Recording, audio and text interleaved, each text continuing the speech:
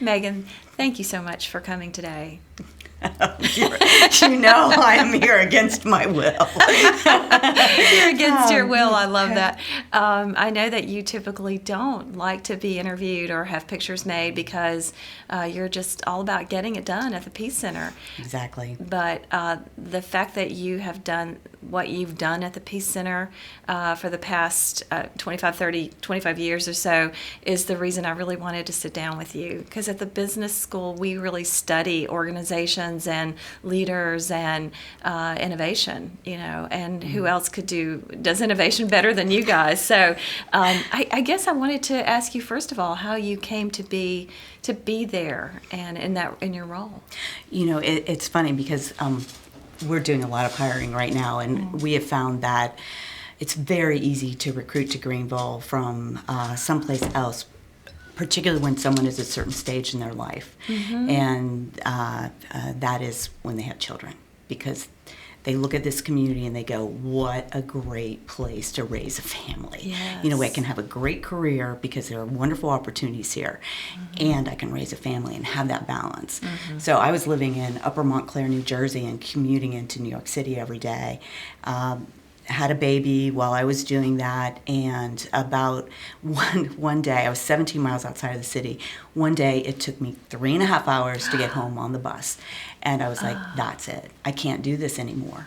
You can't do that when, that's very difficult when you have a child. And of course, that was before all the great technology today where, if the weather's coming in, it's going to be bad. You just work remotely. And I called a friend, and I said, I'm going to start looking. If you hear of anything, let me know. And he said, well, I know of something in Greenville, South Carolina. I'm not sure where that is, but I haven't interviewed in a long time. Let me go check it out.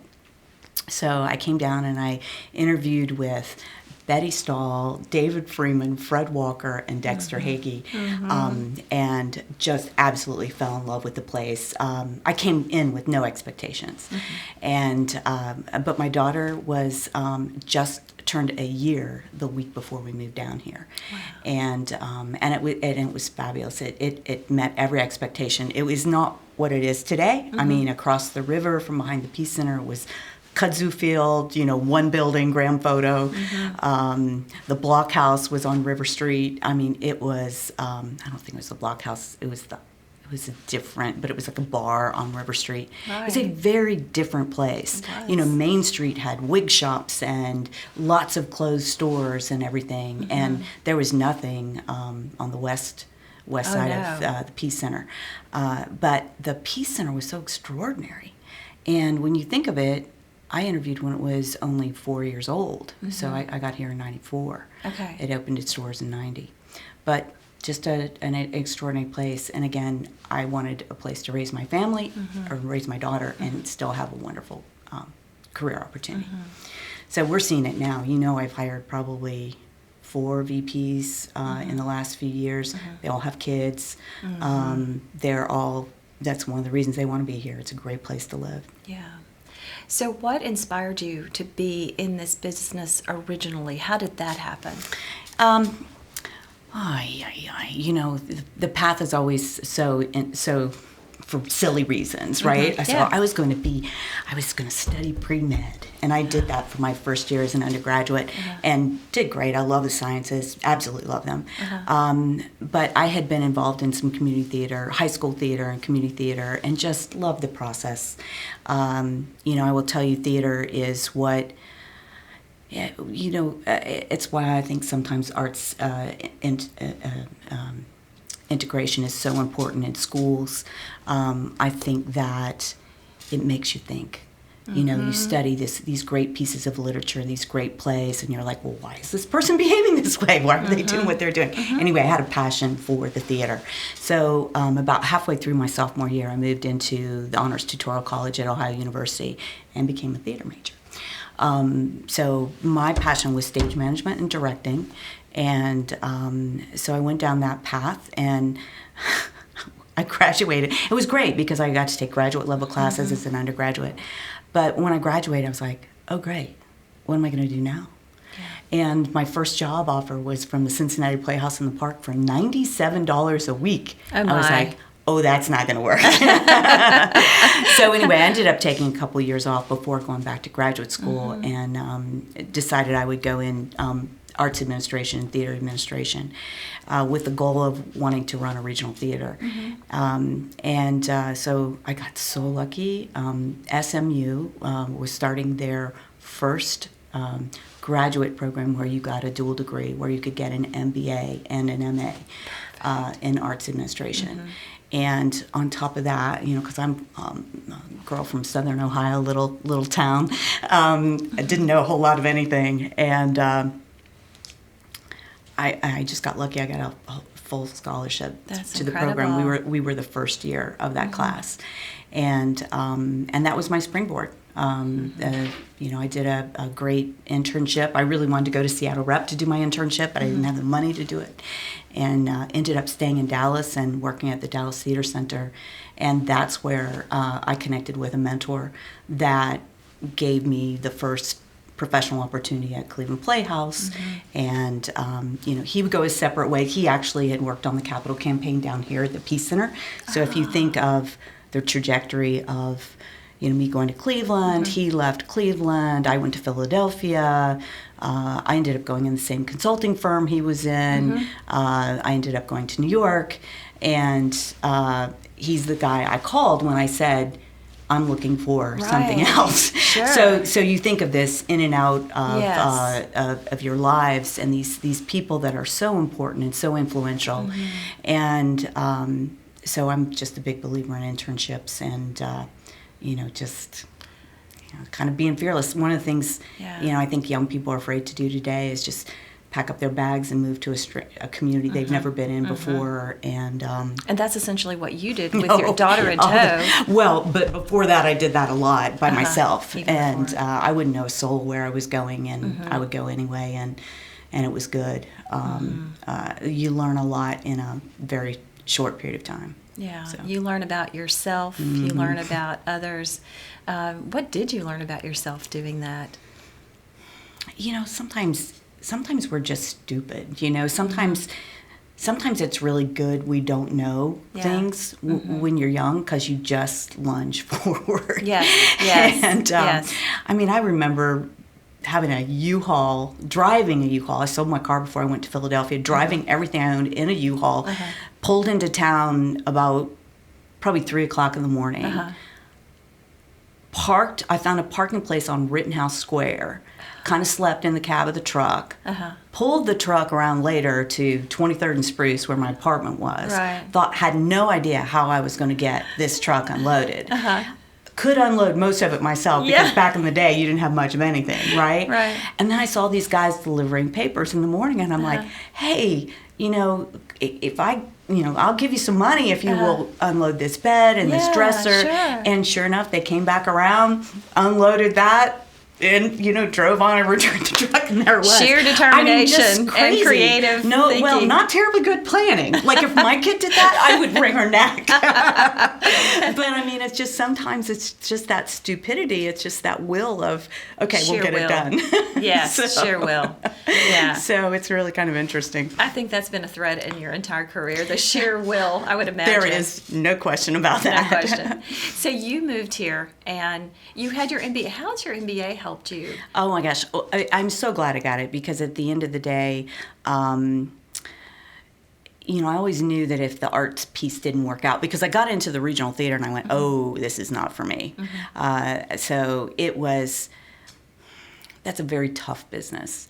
At the end of the day, I'm very practical. Security is important to me. Financial security is important to me. And I just kept thinking, how am I gonna make this work? And I had the elderly fundraising consultant I worked for, a wonderful gentleman, Carl Shaver. He told me one time when I first met him up in Cleveland, he said, if you become a fundraiser, you will always have a job. And that was important to me, right? Because there was no safety net. There was nothing for me to fall back on. I'm like, okay, that's that good practical. I don't really want to be a fundraiser, but I'm very practical. So let's go down that path. And so anyway, I think that just one thing leads to the next. And I thought too, if I'm a fundraiser, that is going to be my pathway to being a CEO. Because more than anything, I wanted to be a CEO. I was the kid in theater school, like when the head of the theater program was talking, I got like, I could do his job. Yeah. And I'm like, no, I could do his job better. So it's that kind of thing. That's it's your INTJ. I could do that better. Yeah, I can do, and it is, so being a CEO is wonderful. And I came here as head of development. I work for Jack Cohan, who is the first CEO of the Peace Center. He was amazing because he got the place opened. He did such a good job. And I came and I worked as his director of development. I did not realize that. Okay. Yeah. And then this is a true story. He had a general manager named Ed Seagrave, and the general manager, he just was this jack of all trades. But he, was up in a tree in his house trimming the tree, and it fell out of the tree, and he really busted himself, broke a lot of bones. So he had to be out, and he was out and then didn't come back. But they made me general manager within 6 months of being there. So it was I was doing the fundraising and general management interim. And I remember asking Dexter, hey, I said, Dexter, so do you want me to run this like it's an interim job, or do you want me to run this like it's my job? And he said, run it like it's your job. Yes. And I was like, Of okay. course. Yes. And that was all I needed, was just that it's okay, step in, go ahead and start to make the changes that you see need to be made. And it was just such an amazing opportunity. Yeah. So And how good that you had that support too. oh my gosh, yes. Yes. Yeah. That very wise business person to say, I support you. Just to Go for that's it. and that's right. And because sometimes, I mean, we've all hired interim people before, and sometimes you just want them to keep things nice and steady, till you figure out what the change is going to be. But they gave me the green light, and I really appreciate it. So very early on, and when you think about it, when I got to the Peace Center, it was really just a startup. It was a startup organization. It was. And I'm so it's glad been you framed it that way, because it is a startup. So all that goes with that, trying different things, failing, oh my God, all of that. When I got there, I think we were running about an $850,000 annual operating shortfall, and that was after fundraising. It's hard. These businesses are hard. Give us context here, so that's where it was then. Right. So I where would say, are we now? I probably shouldn't say out loud. Before depreciation or after depreciation? We had an amazing year last year. Yeah. We are financially incredibly successful organization. So in context, we were probably about a $4 million annual operating budget in 1994. Last year, we were a little over $26 million annual operation. And we are solid bottom line. We are good, healthy endowment, and we are all about what do we do with this to leverage and move forward right now. So one of the things, as you can imagine, in an organization as big as ours, that just taking care of the facilities is ridiculous. You have to replace seats, you have to replace roofing systems, HVAC, all of that. So, and deferred maintenance is not even part of our culture. I mean, if it needs to get done, we're going to handle it, because all the wonderful public coming in they must have a wonderful and beautiful and unique experience. And so it's been terrific. We were probably raising about $400,000 a year when we got there, and we raise just over $3 million a year now. So that was very slow, steady growth, which is the best kind of growth, because it's solid foundation. And our earned income is really good, and the big driver of that is Broadway. Broadway has been an extraordinary success at the Peace Center, which allows us to have our education programs, our community impact programs. It allows us to support other organizations in town. It allows us to give discounted rent to the resident companies that are part of the Peace Center. Such as symphony. So yeah, right. Because I mean, we don't charge them what we would charge anybody else. I mean, so the thing that I love the most about what I do, there's so many things, but it is this opportunity to present quality entertainment, and some of it's very artistic, some of it's like Hong Kong ballet, which is, I can't wait till it gets here because it's going to be spectacular, or a fabulous world-class symphony, a modern dance company, a company like Diavolo, which is about movement. So those are our cultural programs that we do. Versus the more commercial things that we do. But the commercial things allow so much of the other. And but we'll never forget that we are here to do a broad variety of programs to appeal to a broad variety of audiences. Right. So one of my favorite things to do is like, let's look at the numbers, how many new households came in to see this particular artist. And sometimes it's staggering. So all of a sudden, you did something really good if you're attracting new households. Because once they come through the door, they get to own it, right? The Peace Center becomes theirs. Yes. And, what we always want to we want the community to love it and embrace it and own it, if you will, and give people just the most amazing experience that they, I always want them to feel like they got value. Yes. That they had 2 or 3 hours of joy and, escaping, whatever is on their mind that particular day. It's just... but balancing the artistic and the quality with the money, with the bottom line. I'm such a bottom line girl. I've heard you say that to your people. Yeah. Okay, but how is the bottom line on this? Yeah. Let's check the bottom line on this. And they will quote you about the bottom line on this because of that. The way you're always viewing the financial side of it too. Yeah. If the math doesn't work, you can't succeed. That's what I've heard them say that you say. Yeah. If the math doesn't work. And so that's what you've always kept your eye on from the very beginning. And Broadway, did you bring Broadway? And you kind of brought Broadway in, didn't you? Oh, absolutely. Jack was doing Broadway, but it was more what is called a bus and truck. So, you would come and, it might be one night, it might be a 3 night, or it might be a 5 night. That's a split week, 3 and 5. A lot of the shows were non-equity shows. I'm a bit of a snob, and for the most part, 100%, I'd say 99% of what we do is equity. Now, what does that mean? That means these are union actors and actresses that come and perform on our stages.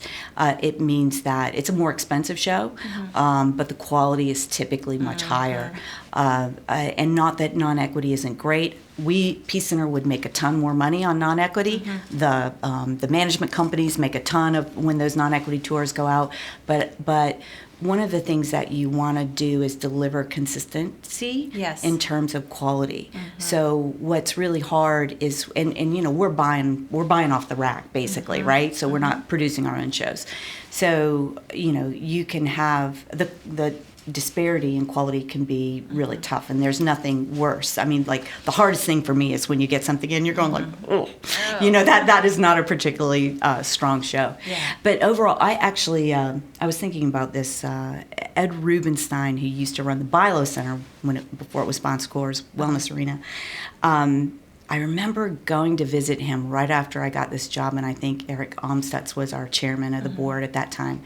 And Ed said to me, he said, you know what you need to do? You need to be bringing in these big Broadway shows. Yeah. And that goes back to me being stupid and not knowing what that was, and not fully understanding the risk associated with that, because there's tremendous risk. Oh. I mean, imagine you have no subscribers, and let's say you've got to sell $500,000 worth of tickets before you break even. But again, it was kind of a leap of faith. And so we started doing this, and the response was really good from the community. The community wanted it, right? Yeah. And so it was just really it was really interesting. And in me even being so naive, when the Nederlanders, which is a huge name in our industry, called and said, hey, we'd like to partner with you on Broadway. And I was like, well, why would we do that? Because again, I was like, why would we do that? And I'm so glad we didn't. And and Jack, the fellow that called, and I laugh about it now because I see him in meetings a few times a year. And I was just like, yeah, no, which was the right answer. Right. But it was just kind of a stupid answer, because if I really knew what I was getting into, I should have been more afraid, right? But I was just like, no, I don't really want to split the pie with you. Good for you. But not splitting that pie with an outside promoter basically allowed us to, enjoy a better bottom line. So in a way, we had better buying power because I didn't charge so much in terms of fixed costs. Anyway, it all worked. And I have to tell you, the other thing about Broadway that's so funny, they always knew to call me when they had a week that nobody else wanted, which would typically be Thanksgiving week, Christmas week, Memorial Day week, Labor Day week, July, because nobody wanted to do anything the holidays. Sure. And I was like, yeah, I'll do it. And because it was the only way we were going to get it. Yeah. Right? So we kind of built a series that way as well. And I think we were probably one of the first that started to say, yeah, it's in August. Why not? Sure. And because years ago, these performing arts centers, they're called PACs, kind of their seasons were from maybe August to May. And it's like, hey, we got overhead 12 months out of the year. What are we talking about? That's insane. Yeah. And it's, yes, some people do go on vacation, but not everybody does. And they go on vacation at different times. So we literally took kind of a maybe 9-month season and made it a 12-month season. And it just goes on and on. And how perfect, because going to see a Broadway play during the holidays is a wonderful thing to do. You've got all those relatives hanging out with you, and you don't know what to do with them. Exactly. And we even think Thanksgiving. You've eaten everything. You're sitting around looking at each other. It's like, well, we've got a show tonight. We had somebody. I had one of our trustees talking about New Year's Eve. We had a show New Year's Eve this year, and they loved it. They loved having a show New Year's Eve. Yes. So it's hard on the staff. I feel bad sometimes. Sure. It's hard on the staff, but I'll throw them days off here and there just to kind of make it a little bit easier for them. And you've gotten to know my team. I mean, we've got an amazing team of people. You absolutely have an amazing team of people that they love what they do. They love learning, and they're having the time of their lives. They really are. I mean, what we do, it's very easy to be passionate about what we do, right? Yes. I mean, and not only is the product so amazing, and even if you don't like a particular artist, you can appreciate that artist, but the product is amazing. But watching the audiences and making audiences happy is so much fun. I mean, half the time I'm sitting there looking at the audience and seeing how they're reacting, but knowing that they're going to spend their time with you, they're going to spend their money with you, and so I'm going to jump to something that just speaks to the Peace Center and its importance in the community. And this is something in the works, and I'm not going to name names, but this just happened. So we have many stakeholders, right? We have many generous people that, the Peace family started it all with their leadership gifts to build the Peace Center. There was an endowment campaign, right around the time they were doing the capital campaign. It was pretty much over by the time I got to town. The endowment campaign was. So like early 90s. Early 90s. And it was because they knew they were running operating deficits, so they better get an endowment in place, right? So it was very smart. I think when I got to town, the endowment was about $6 million, $6.5 million. I'm going to lose my train of thought here. You're talking about the importance and relevance to community. Right. So we have these stakeholders, right? So then we have people we did a capital renovation, a big capital campaign, $21.5 million in 2009 to 2012. And that was actually a huge game changer for us because when that was done, I was like, okay, now we need to grow into this. And we really, really picked up like the quantity of what we were doing. We were really pushing it, and I started because Greenville had changed so much too. I was like, let's push this because the community is going to tell us when enough is enough. When they stop consuming or they cut back. Or we're not selling these shows, the community will have said enough. So you have to pay attention, right, to your consumer. They haven't stopped, right? So far, so good. And I'm like, cautious. And by the way, when the economy changes, in downtimes, you've got to be particularly good. It's hard sometimes because you book 18 months out often. And then so it's a balancing act. But we have these stakeholders, but we also always have new people coming to town. And so many people, I cannot tell you how many people tell us that one of the reasons they decided to move to Greenville was the Peace Center. Wow. I've heard that too. Many, many times. People, all walks of life will say that. And it's because they came from big cities that had great, robust cultural lives. So this cultural sort of centerpiece, and the Peace Center is not the only one. I mean, Greenville has amazing arts and culture. They have great theater companies. They have great ballet companies. They have a wonderful museum. We're really, it's really quite extraordinary for a community that's no bigger than we are. But people where that culture is important to them, that is very attractive to them. Anyway, long story short, couple moved, they're Yankees, which I can say I'm a Yankee. I'm a Yankee so it's too. Okay. And they kind of retired, moved to Florida, started moving a little further north. Long story short, they actually discovered us when they were living in a city about 2.5 hours away, and they were like, there was a bit of a cultural vacuum there, so they discovered the Peace Center on our Broadway because that had always been important to them. And so they started coming to Broadway shows. Well, then they moved to Simpsonville, and about 4 years ago. Well, I got to meet them right after the new year, and spent some time with them, a couple of days ago. But they're leaving us an enormous estate gift. Oh, wow. I mean, like, ridiculously enormous. And they were not asked. They're responding to, this is important to us, and it's important to the community. Amazing. And we want to do this because we want to have a positive effect on people's lives. So sustaining a place like ours has a positive effect on, I think last year we said it was about 360,000 people came through our doors. That's a lot of people. But it's just that far-reaching effect that has. And I was like, that is the best compliment we could ever have. That, again, we didn't set the peer up to ask the peer to give to a campaign. This came from their hearts. And because, and Joe Irwin said this one time, we were talking about deciding where to give, and he said a woman told him, give to what makes your heart sing. And it's like, if it resonates with you, and the Peace Center clearly resonated with them, and I have to tell you, that was one of the proudest, most exciting. And it's not about me. It's about the institution. It's about the people in the institution that buy into the philosophy of, let's do great things. Yeah.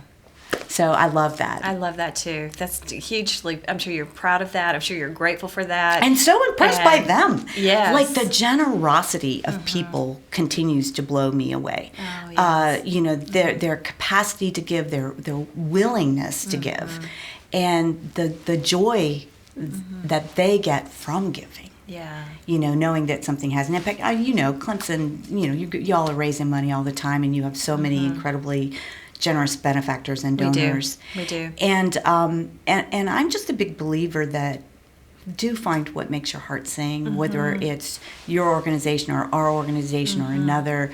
If you can, why not? Yes. And it will feel really good. So thank you for sharing that. That's a wonderful story of them seeing the beauty and the excellence that's happening there, and the lives it affects, and all the lives in the community that are affected by it. So I appreciate you sharing that. as you were talking, that reminded me of, there's something you say about leaders that I think is kind of interesting, and I wondered if you might talk a little bit about that for our listeners. You might have to give me a little clue, because God knows what I say about leaders. Well, I just always find it interesting when you say it. It's let them love you. And for people who are out there who are aspiring to be leaders, who are aspiring to do the kind of great things that you've done, that let them love you is advice that you sometimes give. Tell me what that means to you. Well, listen, we are all, I think leaders are just absolutely driven. I mean, it's ridiculous. And it's very hard. My husband would say, I'm so happy I'm not you, and because you have so many things going on in your mind. You have to, you're really, I think you're very forward thinking. You anticipate all the time. You've really got to find time to quiet your mind, because it just doesn't stop. And I think leaders oftentimes have very big personalities, right? And big personalities are, you either like them or you don't, right?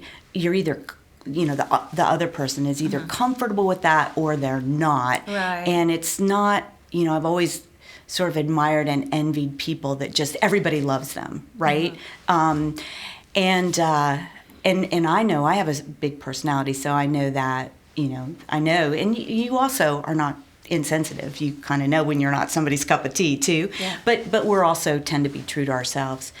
But I've seen others with those big personalities, and sometimes you just have to quiet a minute and allow them to like you, right? Because sometimes we want to be so tough and get something done and get our message across and our point across, and we want to sell it so badly. But at the end of the day, people do business with people. So if you don't let your guard down enough to allow them to connect with you and know that you are, yes, you're passionate about it, and it might seem like a big sales job, but it's also genuinely important to you. Yes. And I think you've got to let people like you, and that's hard for me sometimes, because I'm just like, okay, let's just get it done. Yeah. And it's like, okay, here's how this is going to come down, and it's like, not the best way to engage people, right? So letting them like you also has to do with engaging them, isn't it? Yeah. It's allowing a connection that sometimes we don't slow down to allow. Yeah. And you are, we've had a fun time working together this past year. Yeah. One of the things that you remind me is, you have to let yourself be vulnerable, and that classic Brene Brown, and that is, I hate it. No, we do not. But yes, we do. Yeah. And I actually think it's easier for me to get my head wrapped around that when I think of that in terms of also being fearless. If you're going to be fearless, right? Right. I mean, that's linked, right? Oh, definitely. So being fearless. I don't think you can be fearless and not be vulnerable. I think it's, and she makes that correlation too. Right. They definitely are strongly connected. Yeah. You're being vulnerable just to jump out there and be, you know. And that, failing. I mean, good God Almighty. I mean, I've failed so much. But that's how I learn, and that's how we all learn. Yeah. And I really. This has been, again, I've been at the Peace Center so long now. This is the best time I've had so far. Yeah. I love the very beginning when it seemed like so much was broken and there was so much opportunity. And then the middle started to get, it was running, the machine was running, starting to run very smoothly. Mm-hmm. People would ask you, what keeps you up at night? And I was like, pretty much nothing. Old age. But, and then we got very excited by this renovation, which again took us to a whole new level. And now I'm really excited about the next 10 years and we're going to be trying some things that, we should be afraid of. Yeah. They're not slam dunks, but they are for the right reasons. So Yes. we are talking about creating new programs, and we've been using this wonderful, beautiful room, Genevieve's, that was built with our renovation, as kind of an incubator for a songwriter program, for a live and local program, for getting 140, 50 people in a room around a cocktail table, listening, creating a listening room, basically. So right now we're playing with taking one of our buildings on Main Street and creating a listening room. And I love that idea. it's really cool. Yeah. I'm hoping that so and where did that come from? Because you're always looking at your business, right? So you're always looking at, from an entrepreneurial point of view, where are you today? Where do you want to go? And because we are on better financial footing and we have more capacity than we did before, we can take some of the buildings that we own, and the founders of the Peace Center were brilliant, because it's basically a 6-acre campus. And some people don't know that. People don't know that. So 6-acre campus. 6-acre campus. It's a little triangle, which the Reedy River runs behind us, and then Broad and Main are on the other side, and or on the corner. We have the big hall, we have the Gunter Theater, there's the Markley building, which is where Coast is, and Delta Apparel has our offices upstairs. And then there's the Gullick building, which we bought in 2012, and that's where we're looking to put the listening room. But they needed all that real estate in the early days, and we rented it out to tenants, and it generated income to make our bottom line work, right? Sure. So our offices, for example, are in the Huguenot Mill. That's where Raymond James was. There was an architectural firm upstairs where the loft is. But as we have gotten healthier and we didn't need to rely on that tenant income, we said, what programs could we do? How can we expand and serve this growing community in an interesting way? And how can we do that and then create the programs and modify the buildings to support the programs? So that's the journey we're on right now, and I am really hoping in the next, I'm confident that in the next 10 years you will see it happen. So we've had a wonderful executive committee retreat, kind of buying into the big vision, and inch by inch. And what's really wonderful is those buildings are coming available a little at a time. So as we can get one and try it on for size and adapt, and then do the next one, try it on for size. So I still hope to get a film house like for art film and foreign films here, small, intimate. And just think of so much of what we do, you have to buy your tickets in advance if you want a ticket. I mean, this is the kind of thing you can go, what's playing at the Peace Center tonight? Or, what films are they showing tonight? And all those downtown apartments. And again, I think the Peace Center was a catalyst for growth in the community. There's no doubt about it. No doubt about it. And so now Greenville has grown up around it. And how do we keep satisfying the community, right? And I believe that, I'm passionate about the Songwriters Program and original content. And somebody would say, why? How is that your mission? And it's like, well, first of all, it's our way of giving back to the community that made us who we are. It's the right thing to do. Because if it weren't for the songwriters, we wouldn't have Broadway shows. We wouldn't have all the beautiful music that's on our stages and the music that all the beautiful dancers dance to. It's people who create original content that I'm really passionate about, actually. And it's that way of giving back, and it's that full circle kind of thing, right? So we are playing with that, and the idea had come when I was in Seattle at a meeting, and there was somebody from the tech industry speaking, and they were saying, well, Seattle's the little brother to Silicon Valley. And that's when I went, oh my gosh, that's what we can be. Greenville can be the little sister to Nashville. I like that. I know. I So like that. why not create a music town? And people love it. And by the way, it's already happening. This is actually a very robust music town. It's you've got to do a little digging, but it's there. And there are not so many listening rooms, but there's music everywhere, and I just want to pursue it, and I want to make sure that we're connecting with the musicians in the community, hearing what their needs are. I talked to somebody last week. And I said, what can we do for you? And she's like, help build the network outside of Greenville. Right, that's what you were saying earlier. Yes. Well, let's think about how we can make that happen. So you are an amazing woman, Megan Riegel.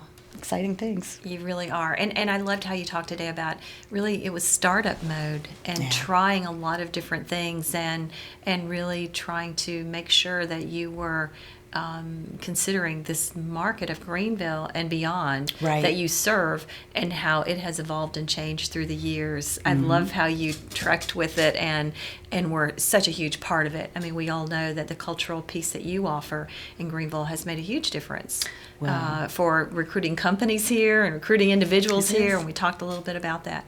I guess I want to ask you, and as we kind of start to wrap down, I'm curious to know, how do you take a moment and how do you get the wheels to stop turning so that because you talked about that briefly, you touched on that. How do you do that? I'm not very good at it.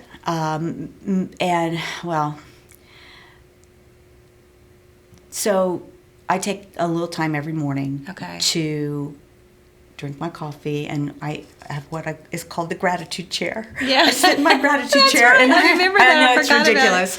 And I really try to think every morning, go through my head. Yeah. I'm usually sitting in the dark, and just be what I'm thankful for, and what I'm grateful for. And so many times it has to do. I'm grateful for my job. I'm grateful for my family. I'm grateful for the wonderful Peace Center in this community. Yes. And we are always grateful, but we never take the time to think about it. Yeah. And then sometimes your mind goes to really health, things like that. But you've got to take time to process that. And people do that in different ways. They do that through prayer, whatever. I do it in my gratitude chair. I also will tell you, and my husband will tell you this. I walk through the door at night, and I oftentimes will look at him like, I'm done. I can't say anything. I have no words. I hope you had a good day. Hope you ate something, because I'm done. And because you just go all during the day. Yeah. And I think people probably see me at Northampton Wines and might think, oh my God, she's a drunk. But she is actually at Northampton Wines finishing her day, typically a business. A business, yeah. And I find that people enjoy that. It's a way for them to wind down their day too. Yeah. And it's a good decompression It is zone. the most wonderful. And I see you there a fair time. Yes. They probably wonder if you're a I'm drunk too. But anyway. But yeah, it's I get real quiet in the evenings too. Just there's a point which I completely unplug, and so that's it. I'm not one of the things we're sometimes better at coaching our children. I'm always like with my daughter. I'm like, find time to take care of yourself. Yes, self-care. Do good things. I am the worst finding that time, and I always, but I know I need to do better. Yeah, and it's funny because my guys, and I'm sure you've heard them say this too. It's always about wanting to do better with each new day, and knowing that some days your best is not the same as your best the next day. Knowing that too. But for me, the thing about the Peace Center is the question is always, how can we make it better? That's incredible. So that's always been your question, I would imagine. How can we make it better? Yeah. And that brings forth ideas. Absolutely. From a creative production or idea generation. Absolutely. Yeah. So that is one key question. How can we make it better? And the other thing that we always, or I am always pushing, is what are we doing now? And given the way we're doing it, might be something I put in place. but it's not working anymore. But we haven't taken the time to recognize it doesn't work anymore and needs to be modified. Let it go. Yeah, because the word, I have this hang up on playbills. I'm like, I hate playbills. And we're required to do playbills by certain like equity rules and things like that. I'm like, people change your rules. The times have changed. Let's make it all electronic. Let's save some trees. Yes. Nobody really wants that thing falling off their lap while they're sitting there watching a show. It's true. And okay, maybe you make some available, but there's just so much waste, and we are, but there are requirements. And those are the kinds of things that you want to, even box offices and, technology. With technology, how can we do better? Box offices have changed so much. In the old days, you had a little window, you sat behind bars, and today theaters are being built, and it was, a big cash business, right? Today theaters are being built with box office, have totally open counters where you can connect with your patrons, and so much is done electronically, just like you download your boarding pass. We're going to be making a big effort to remind people they can download their tickets. Sure. People worry about losing their hard tickets, and they have to call the box office, and it's like, no, you don't, just... They're away. So it's like pushing our guys who are working hard to just get their jobs done to stay out in front of that technology and explore that technology. I like that. So there's a lot of opportunity that I think we all have, and it's hard because you run to keep up with what you've created, but you've still got to be looking forward. Yes, looking ahead. Right. So, I can't remember anything in the past, by the way. My ability to remember the past is not good. So I want to ask you, how do you want to be remembered? You know what?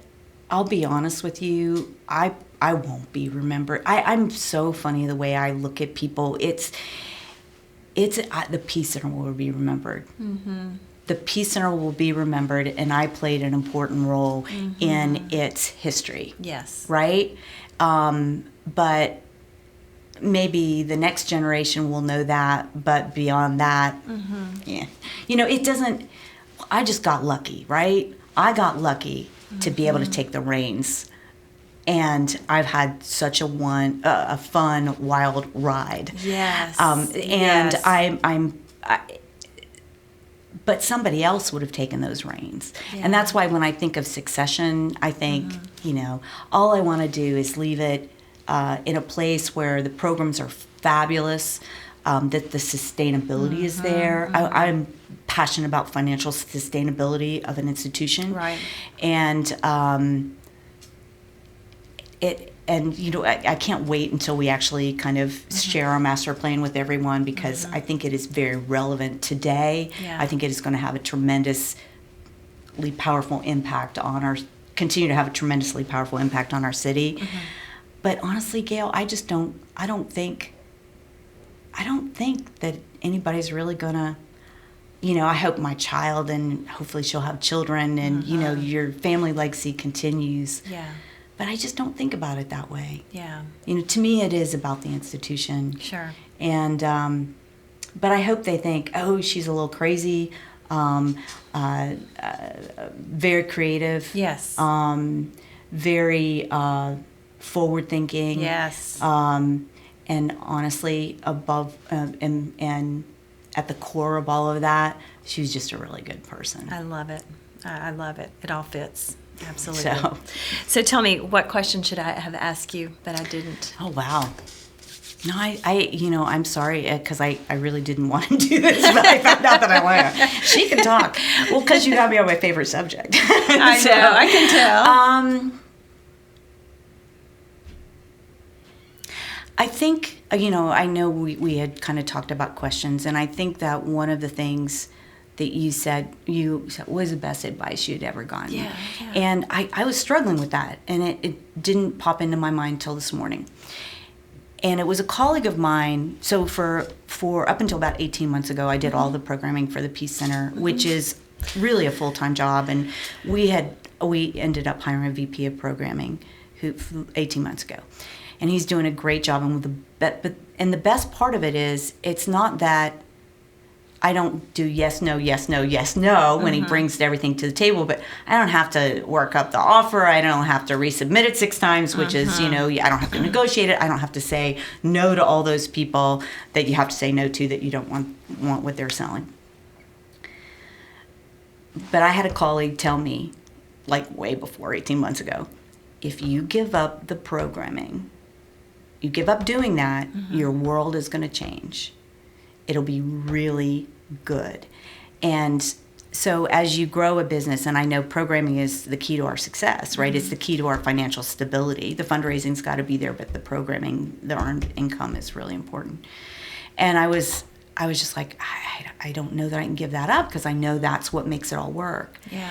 And anyway, as I started to walk away, my first fear was like, well, what am I going to do with my day? You know, what am I going to do with all this time I'm going to have on my hands? Well, I found out I'm a much better mentor to the people that work there. Nice. I am a much better leader. I have helped get more out of each one of them. They've been able to grow and take ownership, and then I'm also passionate about developing middle management. I'm passionate about having everybody have ownership in the success of the Peace Center, and giving that up has allowed me to do the forward thinking of where do we go next. Nice. And give it the time to get there and create a process to get there. And then so it was like, what's the best advice? That dawned on me that was the best advice. You have to let go of things. You cannot control everything. And you've got to spread the love and the ownership and the passion. And beautifully said. Yes. And then the other, and I'm going to say the other question that I probably wish I had asked you, because you said, what is the thing that you're the most proud of? Yes. You even asked my staff that. Yes. And most people would be a little surprised by this answer. But about 5 years ago, our not-for-profit organization changed its minimum wage to $15 an hour. So sorry about that. That's okay. I thought that was turned off. But yeah, and if we can do it, yes, everybody else can do it too. That's nice. And there was a big hiccup that first year. There was a big, okay, I can see what that did to the bottom line.